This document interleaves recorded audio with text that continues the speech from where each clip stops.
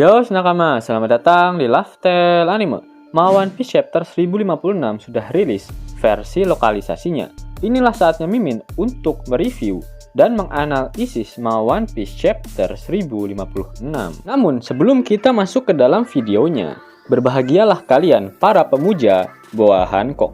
Karena kali ini Lifestyle Anime bersama dengan Misfit Society kembali mengeluarkan desain terbaru yang bertemakan Boa Hancock. Dengan tampilan yang seksi, uhui, dan sangat menggoda. Pokoknya, yang ngaku waifunya Hancock wajib punya ini. Tersedia dua varian warna, hitam dan putih, dengan dua jenis kaos 30S dengan ketebalan standar dan 24S yang lebih tebal. Untuk ketebalan standar 30S, kalian bisa dapatkan hanya dengan 99.000 saja. Sedangkan yang bahan lebih tebal, kalian bisa dapatkan dengan harga 119.000 saja. Yuk, digaskan! Apalagi untuk kalian yang ngaku-ngaku budak dari Boa Hancock. Untuk pemesanan bisa langsung klik link yang ada di deskripsi ya. Ingat, stok terbatas, hanya 100 biji saja. Dan bagi kalian yang beruntung, bisa mendapatkan potongan ongkir juga. Dan untuk pembelian lebih dari satu, kamu akan dapatkan potongan sebesar 10.000. Tunggu apa lagi? Pesan sekarang juga. Link pemesanan ada di deskripsi. One Piece Chapter 1056 mendapatkan judul Cross Guild. One Piece Chapter 1056 kembali melanjutkan cover story dari keluarga Germa 69. Katakuri dan Oven terlihat menggerebek Reiju, Ichiji, Biji, dan Yonji saat mereka mencoba untuk melarikan diri dari Whole Cake Island. Yang menarik di sini adalah Katakuri terlihat tidak memakai perban sama sekali setelah sebelumnya bertarung dengan Luffy. Sedangkan Cracker kemarin masih terdapat perban di tubuhnya. One Piece Chapter 1056 diawali dengan memperlihatkan kastil kesogunan Wano Kuni pasca acara dangdutan. Terlihat para Red Scabbard yang berkumpul sembari menatap kondisi Raizo dan Shinobu yang benar-benar memprihatinkan. Mereka berdua rebahan tak berdaya setelah nutrisi mereka dikenyot habis oleh Admiral Green Bull. Badan mereka pun terlihat sangat kurus kering. Para Scabbard meminta Raizo dan Shinobu agar dapat bertahan hidup. Mereka menganggap ilmu santet yang dimiliki oleh Admiral Arameki benar-benar sangat menyeramkan.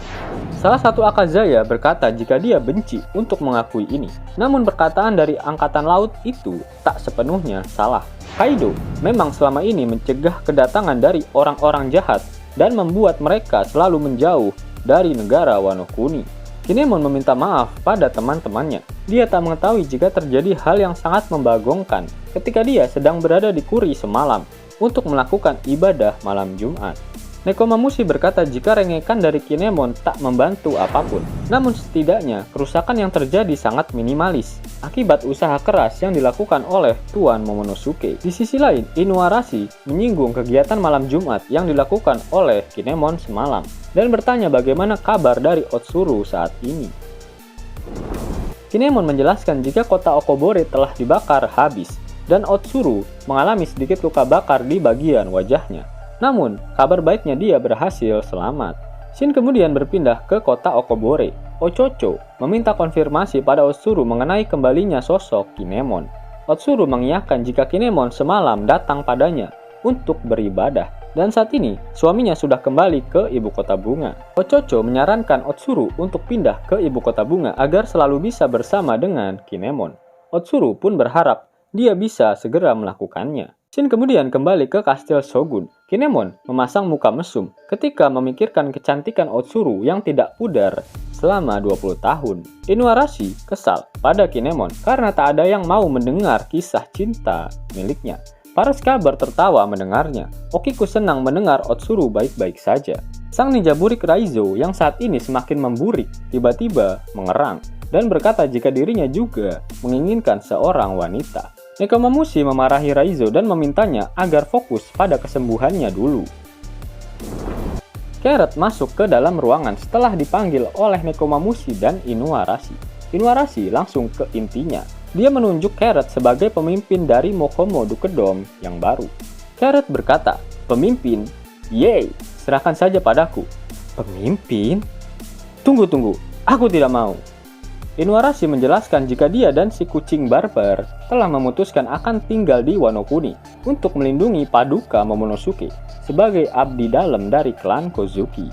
Nekomamushi menambahkan jika Carrot sudah pernah berlayar keluar dari Pulau Zu bersama dengan Luffy, karena tak banyak dari suku Ming yang pernah melakukannya. Mereka percaya jika Carrot memiliki hal-hal penting yang dibutuhkan untuk era baru ke depannya. Carrot merasa jika masih banyak binatang-binatang yang lebih kuat darinya.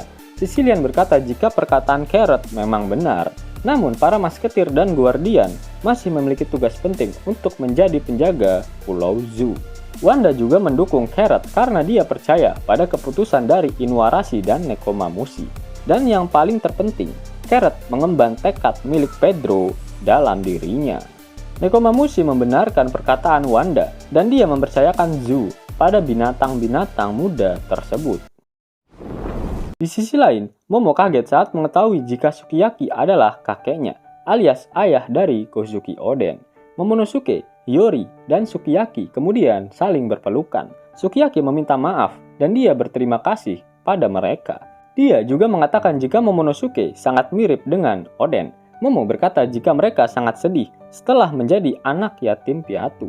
Namun, dia sekarang lebih nyaman setelah mengetahui jika dirinya masih memiliki seseorang yang memiliki hubungan darah dengannya. Hiyori juga merasakan hal yang sama, dan dia meminta agar Sukiyaki tak perlu meminta maaf. Sukiyaki lalu menatap ke arah para Scabbers dan berkata, jika mereka semua telah menyadari identitas aslinya, seperti apa yang dia pikirkan. Kawamatsu berkata jika seseorang yang berjalan-jalan menggunakan topeng Tengu, padahal sedang tak ada festival, memang hal yang mencurigakan. Pasti orang itu bukanlah pembuat pedang biasa.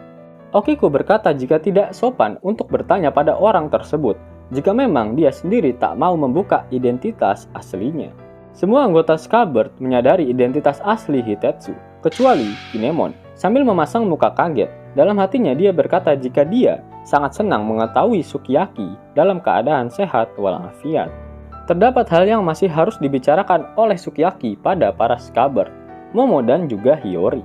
Namun setelah itu, Sukiyaki ingin pensiun karena dia sudah terlalu tua dan Sukiyaki ingin tak ada orang yang mengetahui jika dia sebenarnya masih hidup. Dan dia berharap era baru ini dapat diemban oleh mereka semua. Kinemon sangat bersemangat dan mengetahui jika Sukiyaki masih hidup merupakan sebuah mukjizat.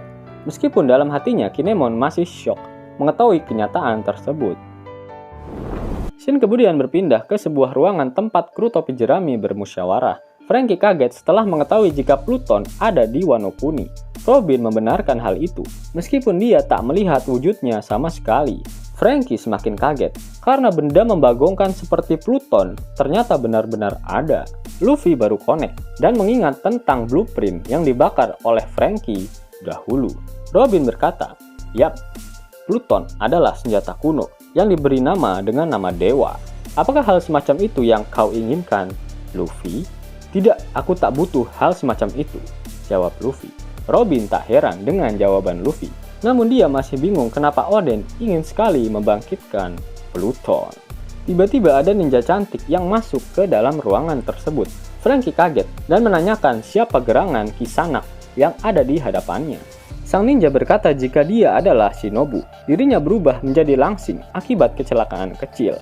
Melorin, sang dewa mesum bertitah. Jika inilah hasil terbaik dari sebuah bencana. Shinobu tak datang sendirian. Dia bersama dengan Otama. Otama memanggil Luffy. Dia berkata jika saat ini dirinya adalah murid dari Shinobu. Dia akan berusaha untuk menjadi lebih kuat. Dan ketika mereka bertemu kembali nanti, Otama berharap dia dapat bergabung menjadi krunya Luffy. Nami terkesima melihat penampilan Otama. Dan Luffy berkata, jika Otama dapat menggunakan ninjutsu dengan senang hati, Luffy akan menerimanya. Di sisi lain ternyata ada seseorang yang menguping pembicaraan mereka sedari tadi. Yap, Karibo. Dia berkata, apa ini? Pertama Poseidon, lalu sekarang Pluton. Ada di Wano? Aku harus memberitahukan orang itu mengenai hal ini juga. Siapakah sosok yang dimaksud oleh Karibo? Benar-benar membagongkan. Beberapa hari kemudian diperlihatkan Momo sedang melakukan belusukan ke distrik-distrik di Wano Kuni yang tentu saja bukan untuk sebuah pencitraan. Para warga berkata pada Momo jika mereka hampir menyelesaikan pembuatan rencana untuk merekonstruksi setiap distrik. Begitu pula dengan perencanaan dana bansosnya. Semua orang meneriaki Momo dengan sebutan Shogun ketika Momo melakukan proses belusukannya. Saat kembali ke kastil, Momo pergi ke kamar Zoro dengan tujuan untuk melatihnya sedikit teknik pedang-pedangan. Namun dia tak menemukannya di sana. Termasuk Luffy dan kru topi jerami yang lain. Bahkan Yamato pun tak ada di dalam kastil. Momo akhirnya pergi ke kamar Hiyori. Dia sedang bermain samisen bersama dengan Otoko. Momo bertanya padanya mengenai keberadaan Luffy dan yang lainnya. Hiyori menjawab jika Luffy sudah pergi. Mereka telah mengucapkan selamat tinggal pada semua orang sejak tadi pagi. Momo tampak bingung dan dia bergegas pergi keluar kastil. Namun di perjalanan dia bertemu dengan Kinemon yang ternyata juga baru menyadari jika Luffy dan yang lainnya telah berpamitan. Bahkan Luffy telah berpamitan dengan Denjiro dan yang lainnya, namun tidak kepada Momo dan Kinemon. Hal itu membuat Kinemon merasa bingung. Shin kemudian berpindah ke pelabuhan Tokage di distrik Udon. Lau kaget karena kru topi jerami mendadak mengganti jadwal mereka untuk berlayar. Lau berkata jika aliansi mereka telah berakhir, dan saat ini status mereka kembali menjadi musuh. Luffy berkata jika dia sudah memutuskan untuk pergi berlayar hari ini. Kid kesal karena mereka bertiga ternyata memilih hari yang sama untuk berlayar. Kid meminta agar mereka bertiga harus memilih rute yang berbeda. Saat ini log post mengarah ke 3 tempat yang berbeda, yaitu arah timur laut, timur, dan juga arah tenggara.